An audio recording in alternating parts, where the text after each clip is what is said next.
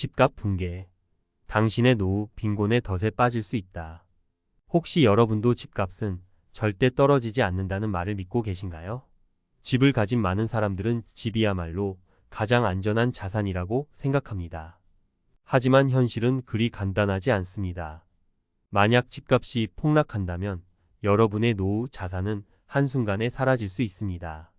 그리고 그 여파는 생각보다 훨씬 치명적일 수 있습니다. 사례 1. 은퇴 후 집이 전부인 60대 어씨. 서울에서 평생 직장 생활을 한 어씨는 은퇴 후 집값이 자신을 지켜줄 것이라고 믿었습니다. 그는 은퇴 전부터 집을 한 채 더 사두었고 나중에 이를 팔아 노후 생활비로 사용할 계획이었습니다. 그런데 10년 후 집값이 갑자기 폭락하면서 상황은 완전히 뒤바뀌었습니다. 어씨가 의지하던 추가주택의 시세가 반토막 나 버린 겁니다. 어씨는 당장 주택을 처분해 생활비로 사용하고 싶었지만 그마저도 쉽지 않았습니다. 부동산 시장은 얼어붙고 매수자는 줄어들었으며 급하게 처분하려 해도 시세보다 훨씬 낮은 금액에 팔아야 했습니다. 결국 어씨는 집을 팔아도 충분한 자금을 확보하지 못해 노후 생활이 크게 흔들리게 되었습니다.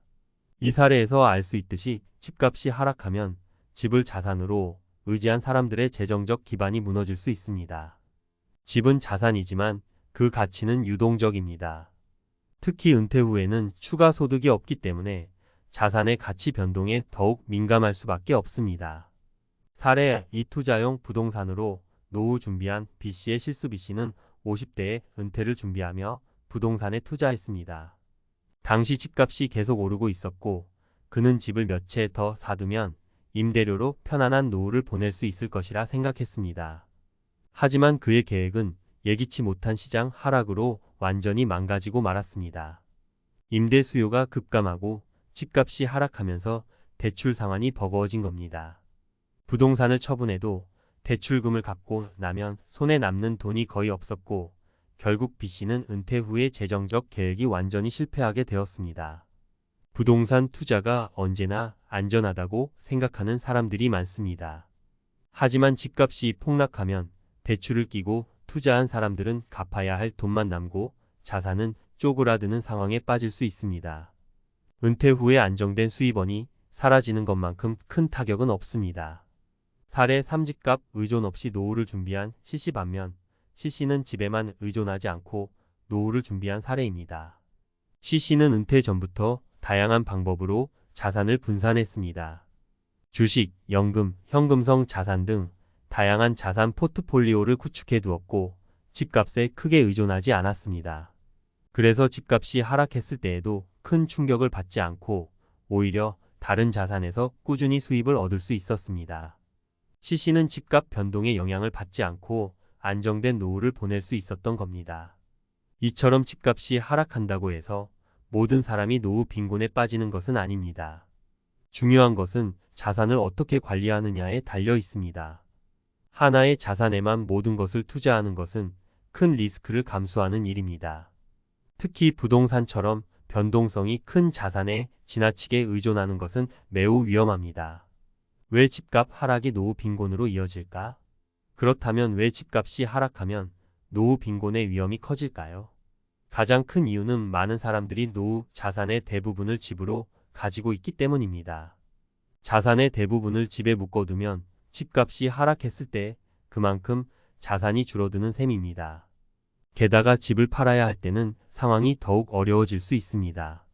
집값이 떨어지면 팔고 싶어도 매수자가 줄어들고 팔더라도 예상했던 만큼의 자금을 확보하지 못할 수 있습니다. 또한 집을 자산으로 삼은 사람들은 그 집에서 나오는 임대료나 매각을 통한 수익에 의존해 노후 생활을 유지하려는 경우가 많습니다. 하지만 집값이 하락하면 임대 수익도 감소하고 매각 시점이 늦어지면서 계획했던 자산 운용이 불가능해집니다. 결국 노후에 필요한 생활비를 충분히 확보하지 못하게 되는 것이죠. 집값에 의존하지 않는 노후 준비의 필요성 따라서 집에만 의존하지 않고 다양한 방법으로 자산을 분산하는 것이 매우 중요합니다. 주식이나 채권, 연금 등 다양한 자산에 분산 투자하는 것은 집값 하락에 대비할 수 있는 현명한 방법입니다. 또한 은퇴 전부터 꾸준히 현금성 자산을 모아두는 것도 필요합니다.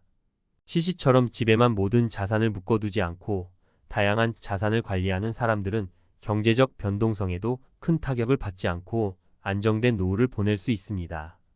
결국 중요한 것은 노후를 준비할 때 리스크를 최소화하는 것입니다. 누구도 집값이 언제 어떻게 변할지 예측할 수 없습니다. 그렇기 때문에 하나의 자산에만 의존하지 않고 다양한 자산을 관리하며 계획적으로 노후를 준비하는 것이 여러분의 노후를 지키는 확실한 방법입니다. 지금 바로 여러분의 자산 계획을 점검해 보세요. 집값 붕괴 후 노후를 지키는 실질적 전략들. 우리가 살아가면서 경험하는 가장 큰 불확실성 중 하나는 부동산 시장입니다. 집값은 수십 년 동안 오르기도 했고 때로는 가파르게 떨어지기도 했습니다. 이제 막 은퇴를 준비하거나 이미 은퇴한 분들에게 이러한 집값의 변동은 큰 위협이 될 수 있습니다. 그렇다면 어떻게 해야 노후 자산을 안전하게 지킬 수 있을까요? 이 칼럼에서는 집값 하락에도 불구하고 노후를 지키기 위한 실질적 전략들을 살펴보겠습니다. 1. 자산 분산의 중요성. 한 바구니에 모든 달걀을 담지 마라. 많은 사람들이 집을 최고의 자산으로 여깁니다. 하지만 집은 유동성이 부족한 자산입니다. 급하게 자금을 마련해야 할 때 쉽게 팔 수 없고 시세에 따라 가치가 크게 변동할 수 있습니다. 그래서 자산 분산이 중요합니다. 주식, 채권, 현금성 자산, 연금 등 다양한 형태의 자산을 함께 보유함으로써 집값 하락의 리스크를 줄일 수 있습니다. 한 55세 남성의 사례를 들어보죠. 그는 젊을 때부터 주식에 투자해왔고 은퇴할 무렵에는 꽤 큰 포트폴리오를 보유하게 되었습니다. 집값이 하락했을 때도 그에게는 다른 자산들이 있어 안정적인 현금 흐름을 유지할 수 있었습니다. 그는 집만 바라보지 않고 다양한 자산에 투자해둔 덕분에 노후가 걱정되지 않았다고 말합니다. 이처럼 한 가지 자산에 의존하지 않고 분산 투자를 통해 재정적 안정성을 확보하는 것이 중요합니다. 2. 연금의 역할. 재고연금은 생명줄이다. 많은 사람들이 공적연금에 기대어 노후를 준비합니다.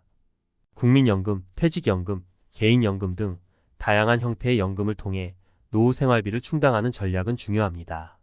하지만 여기서 주의할 점은 연금만으로는 노후 생활비가 부족할 수 있다는 것입니다.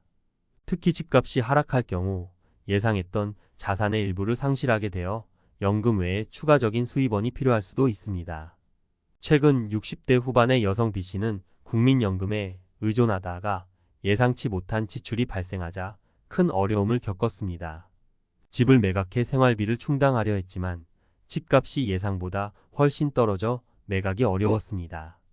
결국 그녀는 추가로 수입을 얻기 위해 소일거리라도 해야 했습니다. 이처럼 연금은 중요한 자산이지만 충분한 생활비를 보장해주지 못할 가능성도 있기 때문에 대비책이 필요합니다. 3. 현금성 자산 유지. 비상 자금을 준비하라. 은퇴 후에는 급격한 자산 변동성에 대비할 수 있는 현금성 자산이 필수적입니다. 특히 집값이 하락하면 집을 팔아 자금을 마련하는 것이 어려워질 수 있습니다. 그렇기 때문에 집을 매각하지 않고도 당장 필요한 자금을 확보할 수 있는 비상 자금이 필요합니다. 한 은퇴자는 비상금을 준비하지 않았다가 큰 병원비가 발생했을 때 아주 곤란했다고 회상합니다. 그는 은퇴 전 비상 자금을 마련하지 않았고 결국 집을 담보로 대출을 받아야 했습니다. 만약 그가 미리 충분한 현금성 자산을 마련해 두었다면 이런 곤란한 상황을 피할 수 있었을 것입니다. 현금성 자산은 언제든 쉽게 현금화할 수 있는 자산을 의미합니다. 예금, 단기 채권, 머니마켓 펀드 등이 그 예입니다. 집값 변동성에 휘둘리지 않으려면 반드시 현금성 자산을 일정 수준 유지하는 것이 중요합니다. 4. 추가 수입원 확보. 소일거리도 기회다. 은퇴 후에도 일할 수 있는 기회를 고려해보는 것이 필요합니다.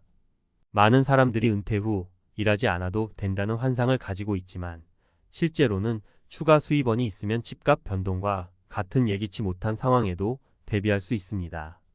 특히 최근에는 재택근무나 프리랜서로 일할 수 있는 다양한 기회가 많아졌습니다. 한 62세 남성은 은퇴 후 프리랜서 컨설턴트로 활동하며 추가 수입을 얻고 있습니다. 그는 은퇴 후에도 일하는 것이 부담스러울 수 있지만 집값 하락으로 인한 손실을 보완할 수 있는 좋은 방법이라고 말합니다. 은퇴 후에도 적절한 일을 찾아 추가 수입을 확보하는 것은 경제적 안정성을 높일 수 있는 중요한 전략입니다. 5. 부동산 외 투자처 모색 제2의 투자 기회를 찾아라. 부동산은 전통적으로 안정적인 자산으로 여겨져 왔지만 집값 하락이라는 변수가 나타날 때는 그 위험성이 부각됩니다. 그렇기 때문에 노후 자산의 대부분을 부동산에 투자하는 것은 리스크가 클 수 있습니다. 주식, 채권 혹은 해외 자산에 투자하는 것도 고려해 볼 만한 선택지입니다. 한 58세 여성이 은퇴 후 주식과 채권 그리고 해외 부동산에 투자해 노후 자산을 다각화한 사례가 있습니다. 그녀는 집값이 하락할 때도 다른 자산에서 수익을 얻어 생활비를 유지할 수 있었습니다.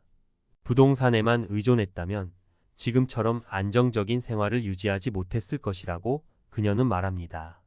부동산 외에도 다양한 투자처를 찾아 자산을 분산하고 위험을 분산하는 것이 노후 자산을 안전하게 지키는 핵심입니다.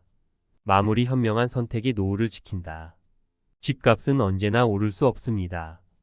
오히려 집값이 하락할 때는 우리의 자산을 보호할 수 있는 다양한 전략이 필요합니다.